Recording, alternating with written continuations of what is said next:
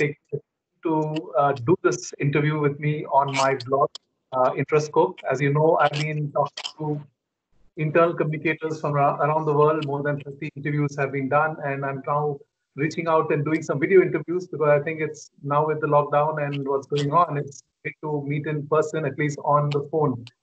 So before we start, it'd be great if you could introduce yourself to our viewers.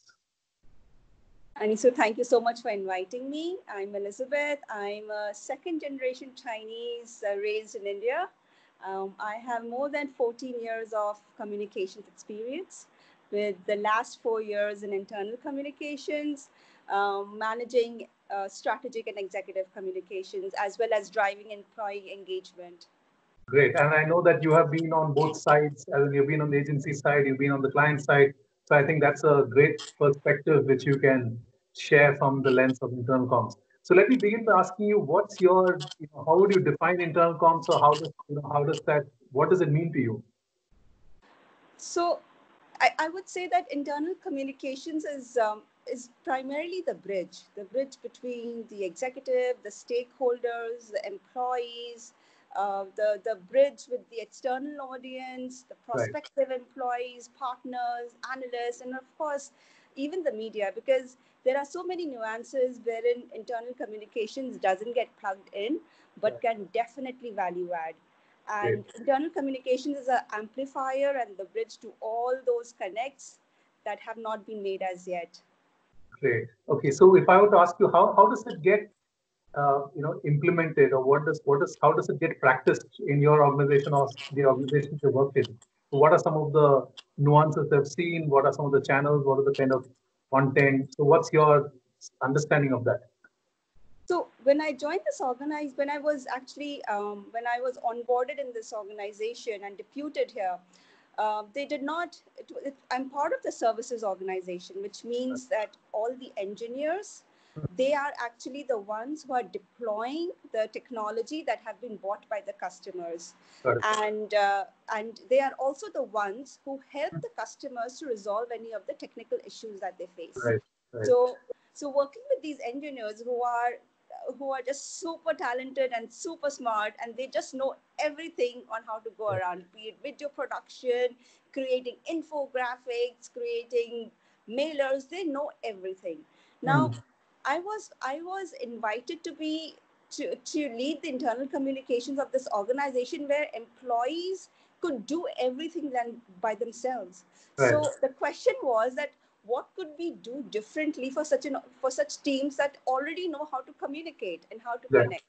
Now, the thing was that they did not know what internal communications is all about. In fact, it's still a gradual process. Not everybody still knows what communications do, because it is ambiguous and it is pervasive. We get into everything, and yet we are into the back. So that means people don't know what we do. But having said that, there was still a lot of scope helping people to kind of carve out the messages so that people understand that whole aspect of how are we marketing ourselves, how are we positioning ourselves, how are we decluttering the whole space for the audience, how are we reaching out to the audience better and helping to communicate with them and engaging with them in a better way. So I would say when I joined, people's perspective about communications was completely different. They thought that we could do everything, and we are already doing everything. We're already communicating. So what is the different thing that a communications person can do? But gradually with time, the understanding has evolved, and people have seen the kind of value that that communications can bring in, how communications can help them to package, to clarify and communicate their messages and what they're doing better and connect with the audience better. Fantastic. So that has definitely evolved with time. Great. Yeah, I mean, I really like the fact that you're saying you are able to distill complex messages, clarify things for the audiences. So I think that's a great role. And I think that's a very important part of internal comms.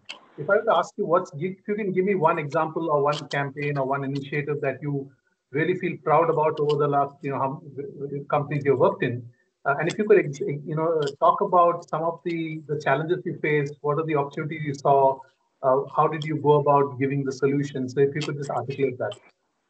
So Well, in the previous organization, one of the key things that my VP discussed with me before joining was the space that we have, the which is the social engagement space which we have called Chatter. Right. People are not coming there and they're not engaging. We have Got a it. people don't want to engage. Mm. And these are engineers. They should be able to engage. They should be able to Yeah. decode things for them for each other. Right. Right. So so his key ask was, and his priority was, how do we make our employees engage with each other better, more transparently, and share valuable points, and not just Got come it. as a WhatsApp group, but Yeah. share good points with each other. Got it. So it took a strategic approach to understand that what will actually bring people to that space. It was leaders' commitment as well to say Right. the leadership would also be present there and they would Right. equally be committed to make sure that they engage in transparently. That Right. means people, if you're hosting a social ask me anything session, Mhm. people should be able to ask and leaders should be able to respond, and it Correct. should not go in a black hole. Right. So everything should be responded. If they're not able to respond, they should be courageous enough to say we are not able to respond to this, but we will Right. come back to you. Exactly. So having that kind of strategy to say how do I reach out to the leaders and have regular connects with the leader, what are the topics relevant to the employees, are they facing parking issues, are they facing cafeteria issues, or Right. are they facing internal issues which they're not able to resolve and they want leadership intervention. Got They it. should be able to use that forum to talk about these things, and it should Right. not be they should not have to delay those points because Right. that's what's troubling them. So having identified these kind of topics and creating a calendar to say these are the days when we will address these kind of topics, Right. and we will inform the employees in advance, and so that they Mm. know on this and this day they can talk about this thing. Got it.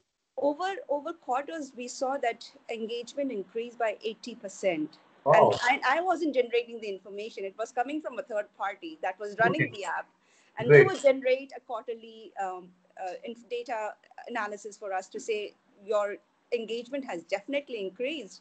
And Wow. then I had global teams reaching out to say we are running this ask me anything, can your team participate, because we need your team's participation. Right. So you know, as communicators, our each of our campaigns are special to us, and every day we are creating a new campaign, but True. there are the certain data backed information and campaigns that will always be special, and this is one of them. Fantastic. Really, really good example. And I like the fact that you were able to measure the value and the impact of what you did. So, according to you, what's the biggest challenge that internal communicators face currently? I would say that the current challenge is still about preconceived notions and conceptions. People think that this is what internal comms can do, and that is what they should not do, and they Right. cannot intervene in this. Or people thinking that this is the only thing that internal communicators will understand. Right. So assuming assumptions by the audience is a challenge, because Got it. rest of the challenges can always be overcome Right. collaboratively. But this is one, the challenges of notions and Right. preconceived notions is something that we just cannot. It's going to be a long and hard battle for us. Okay. Got it. And according to you, what's the biggest opportunity? I would say that this is also an opportunity for us. Right.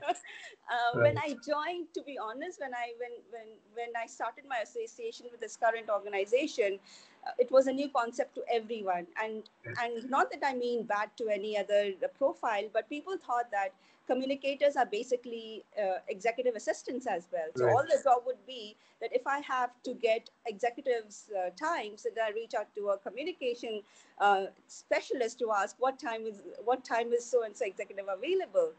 But but to break down that, to overcome that kind of preconceived notion, and to say that while I can help you with this, Right. I can also help you with other things. And there are Exactly. other things that we drive. There are other bigger scopes where we come in. So to break that kind of challenging notion, that is Right. that is an opportunity for us. Fantastic. Yes, so that's a great point. I know a lot of communicators struggle on that front, and it's also, I guess, it depends on the maturity of the leaders, maturity of the organization. So, if Definitely. I were to ask you, what is the what are some of the, how can internal communicators add more value to the business? So what steps should they take? I think first, as communicators, you do need to communicate a lot, engage a lot, have open interactions with Mm, the leadership team, right. with the business stakeholders. And the most important thing is to know your business. Mm, If you're in FMCG, if you're in IT or in technology space or right. aerospace, if you do not know Right. what is actually the pulse of the business, what is Mm, driving the people you're working with, it will right. be a failed cause. No matter what we do, we will never get a seat at the table. But if you want Right. a seat at a table where people will turn around to say, you are the expert of this domain, what should we do? You Right. need to know what they're thinking and what's keeping them awake. And Got that's it. our business to know. So I Fantastic. think that is the most important thing any communicator should do. Fantastic. And I would definitely say that the leadership partnership comes only when they see value in that. When they Correct. see that you understand what's keeping them awake, what's their challenges, and how you're Mm, partnering to make sure that you're supporting to overcome those challenges. right. That's where they will welcome you, and they will not have any hesitations. Fantastic point. Yeah, and I like the fact that you're saying, you need to have a seat at the table. You need to be an expert, domain expert in your space. So I think that really adds value. Now, if you can call out a couple of skills. So what are a couple of skills that internal communicators must have? I know you mentioned business acumen as one of the areas they need to focus on, but what are the other skills that you think they need? I would definitely say project management. Uh, Project plan. Very we are good. dealing everything that we are dealing with is a project. We need. I Exactly. know that generally the whole concept of project management is managing big projects, but Yeah. that's okay. These are also minute projects, smaller Yeah. projects that we are running. But we need to have that kind of agile approach to each campaign that we are running. Right. Um, and apart from that, content writing and of course business writing skills is definitely an important aspect. Great points. Yeah, so we're talking of content, you're talking about program management. So yeah, I think these are excellent thoughts that you're sharing. Um, for someone who wants to join internal communicators, so what's your advice for someone who's new, fresh out of college, who are keen to kind of make a mark in communication? What advice do you have for them? My advice will be to come with an open mind Mhm. and to to just think. This is one thing that my current boss reminds me time and time again, Right, that always think that the other person has the best of intent. right, Sometimes we get so absorbed in thinking why somebody replied in a way that they replied in an email, or the way they replied in a message, or they said what they said, or they did not appreciate on a call. We get so absorbed in that. And right, whenever I discuss these aspects with my boss, the first thing he says that it's okay. Sometimes people forget. Just think that they have the best intent. Don't think that right, they did something out of a malicious intent. It's everyone has a good intent in heart. So just remember right, that.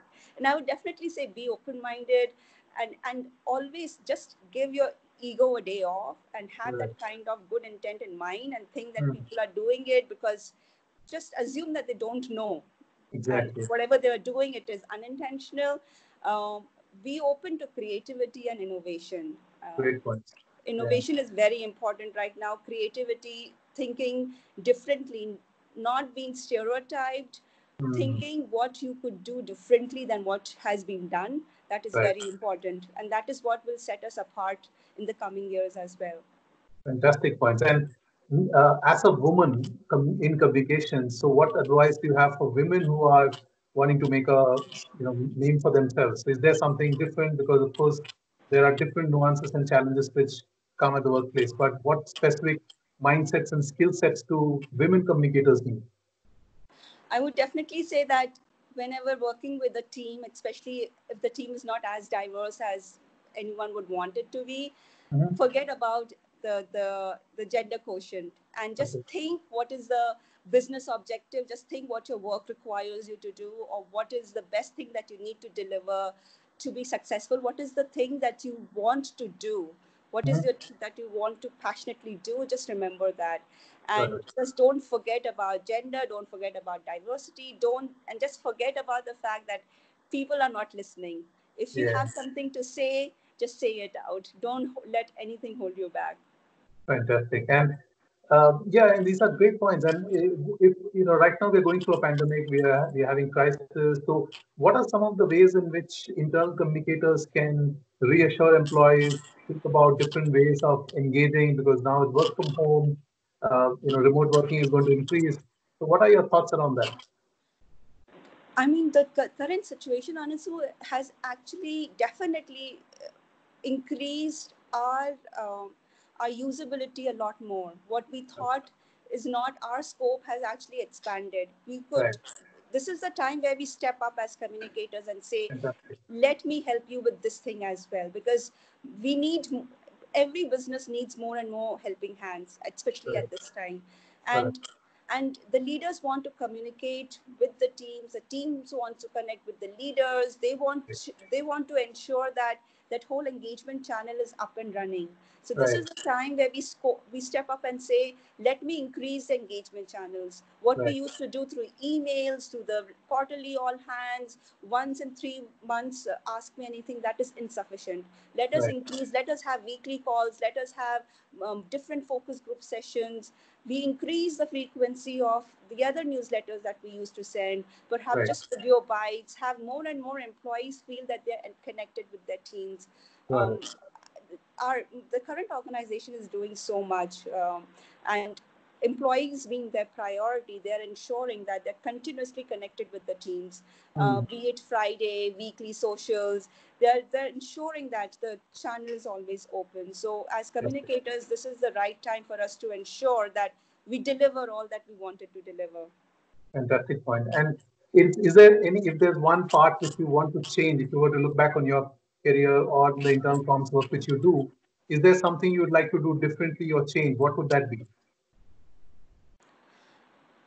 I would say that thinking that uh, overthinking on certain things Right. is something that I would definitely do differently. Sometimes, because coming from a PR background and then Right. entering into internal communications, I had that PR agency approach to things. I Got it. have to plan it meticulously, and I have to get everything right to the right last word. And I Mm. cannot proceed on the plan until I have all approvals and everything ready. And this is internal communications, and I'm working with the technology space leaders. So I have to make sure that I'm agile enough to continuously improve on whatever I've launched and not wait for a month or 2 months with something Right. that can be launched in a week's time. So not to be able to overcome all of that's something I would definitely change about the way I've been working. Fantastic. The last question to you, and again, top of your mind, what is one trend that you see? Anything which you spot, one trend in internal communications or communications overall that comes to your mind? Just two things which I really think is coming up is the communicators are not just communicators. Hmm. Um, we are the business representatives. Right. We are the innovators. We Got are it. we are the ones who are also the mouthpiece of the organization. Uh, we are also the project specialists. So our roles have just expanded a lot more. Right. So not just thinking that my role is communications and that's where it ends. It's not sufficient anymore, Got it. and improving on that is very important. So I would definitely say that this is an emerging trend which I see. Fantastic. Thank you so much, Elizabeth. This has been fantastic talking to you. I really love the responses you've given. I'm sure all our readers will love that as well. So thank you again for taking the time. Thank you so much for inviting me, Anisu. It was a great pleasure speaking with you. Fantastic. Take care. See you then.